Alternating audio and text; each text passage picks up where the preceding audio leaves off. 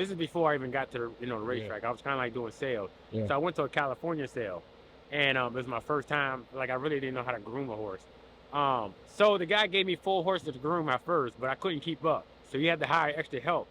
So I ended up with 2, and the other guy took 2, and there was another guy that had like 3 or 4 horses, but he was more experienced.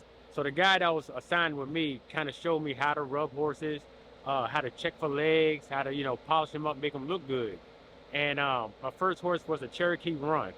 Now, when this horse sold, the owner came back to the barn and said, "Man, who groomed this horse?" And I was standing in the corner of the barn, and all they got Robert Jenkins. It was Dale Jenkins' nephew, Rodney Jenkins' son.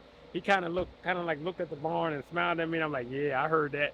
Good horseman, to me, is someone that's not afraid of horses and doesn't act out against, horses in fear.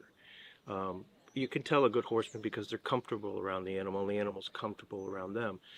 A real horseman just learns how the animals react to stress and to anger and to things like that, and kind of gels with the animal and makes them comfortable in their own skin, And it's just easy to tell when someone knows horses because they're happy around them, they're not scared around them, and they're not always yelling at them or trying to get the better of them. One filly back home in Florida, her name was Admiral's Garnet. But she was real special to me because she taught me a lot. Yeah. Every time I got on her, she seemed to teach me something that I really needed to learn.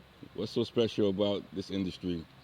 I think there's always room to grow. There's so many people involved with one horse, and it's a lot about teamwork, and there's so many different careers that you can have. My favorite racing moment was being at Belmont when American Pharoah won the Triple Crown. Yeah.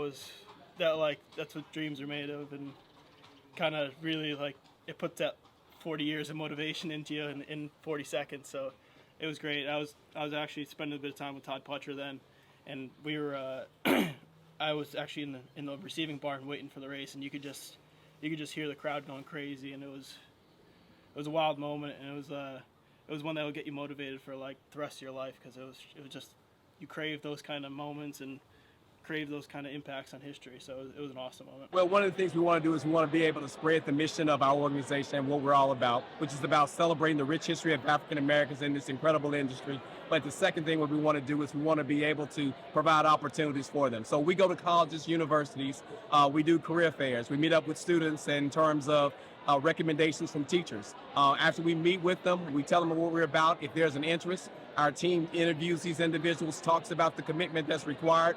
If they're willing to be committed to the program, we sign them up, and the next thing we do is we support them.